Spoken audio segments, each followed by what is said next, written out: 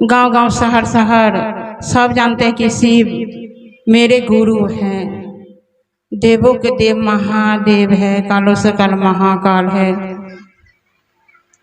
साहेब भैया कितना कष्ट काटे, दुख काटे, लीलम दीदी भी तब न गुरु को पाए हैं। अब हम आप घर बैठे 3 सूत्र मिले हैं, जाने चर्चा में बैठे हैं दीदी सब, ताले नमन कर लीजिए, नमन कीजिएगा दया मिलेगा। नमन नहीं कीजिएगा, खाली भजन पर जाइएगा तो गुरु नहीं मिलेगा। गुरु गुरु करते हैं ना तो गुरु नहीं मिलेगा। जितना चर्चा कहिए, भाव से हम चर्चा करेंगे, जो ही आता है वो ही कहिए। देखिए ना गुरु कितना दयालु है, भाव के भूखे हैं, प्रेम के भूखे हैं, कुछ के भूखे नहीं हैं। अब जितना भाव दीजिएगा ना, उतना प्रेम दीजिएगा ना, उतना महादेव की लगाव होगा कि मेरे शिष्या कितना अथी है, दयालु है, मांग रहे हैं। आप हाथ में कंगन पहन लीजिएगा, दया मांगवे नहीं कीजिएगा, चर्चा करवे नहीं कीजिएगा, तो कैसे गुरु मिलेगा। मुजफ्फरपुर तिरकुई शहर से साहेब भैया जो आए तो बेगूसराय में विश्राम लिए। एक ऑफिस था तो उसमें साहेब भैया विश्राम लिए बालकोनी में जा करके। तो साहेब भैया विश्राम लिए तो रात भर रहे वही, तो वहाँ रहा तो बोला, सुबह हुआ तो 10 लोग घूम रहे थे। तो बोला क्या आकाशवाणी से, अरे हरिंदर तुम क्या कर रहे हो, तुम लोग के तो बताओ। तो साहेब भैया बोले कि हम तो बताते हैं। तो तुम क्या चीज बताए हो? तो हम बता दे, तुमसे जो पूछेगा, दो लोग पूछेगा कि 2 दूनी 4 कितना होता है, तो तू क्या जवाब देगा? तो साहेब भैया कहलखिन हाँ हम तो बता दिए। अरे पगले से नहीं बताओ, 2 दूने 4 होता है, 8 नहीं होता है। जब कोई पूछेगा तो आपसे तू क्या बताइएगा? सीखिएगा तभी ना बताइएगा, और नहीं सीखेगा तो नहीं बताइएगा।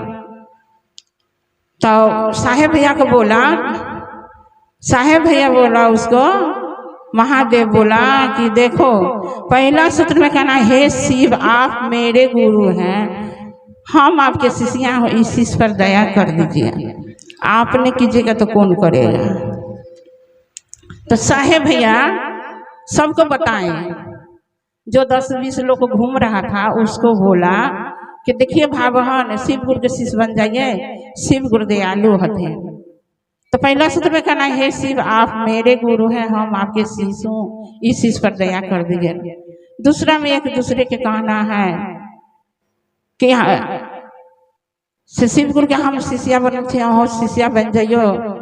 शिव गुरु दयालु अंतर्जानी अंतर्ज्ञानी हथिन, देवों के देव महादेव हथिन, कालों से काल महाकाल हथिन। और तीसरा सूत्र में नमः शिवाय के जाप है। उद्रास के माला पर करियो, चाहे मनसा जाप करियो। साहेब भैया 4 खंडे कर दिए हैं, जखनी मन होगा तखनी कीजिए, काम करते रहिए, काज करते रहिए, नमन करते रहिए, दया मांगते रहिए, ऐसा दयालु हथिन।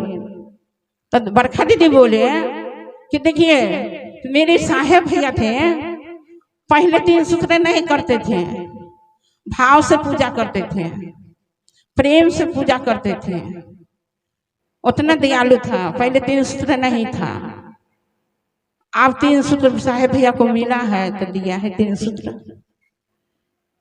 उतना भाव प्रेम। साहेब भैया साहेब दीदी कितना कष्ट काटे, पेपर बिछा करके रहते थे। बड़े घर की बेटी थी लीलम दीदी, और साहेब भैया बड़े घर के बेटा था। 8 बरस से साहेब भैया श्मशान में रहने लगे। तो सब लोग सब उसका माँ को, पिताजी को दूसते थे, अरे आपको तो बेटा श्मशान में हरदम रहता है, वो क्या बनेगा।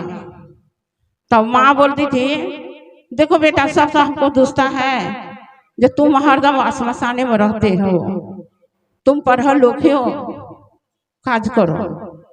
तो वो साहेब भैया कुछ नहीं बोलते थे।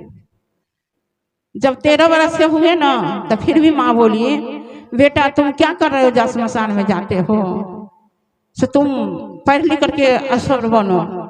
तब साहेब भैया बोले, देखो माँ, हम इतना दिन स्मशान में रहे हैं ना, तो हम गुरु के पाएंगे, गुरु के लाएंगे। तो साहेब भैया लाए सिंहेश्वर स्थान में। महादेव जो खाए मिठाई, मिठाई रख दिए, और जैसे बैठे हुए हैं जितना भाई बहन, तो सब झूठ समझ रहे थे, झूठ समझ रहे कि महादेव कहीं मिठाई खाता है। तो रख दिए एक थाली, 50 को पीस रख दिए उसमें से 15 पीस महादेव खा गए। 15 पीस खाए ना, तो जितना मिठाई जो बचा 2 खंडी महादेव कर दिए।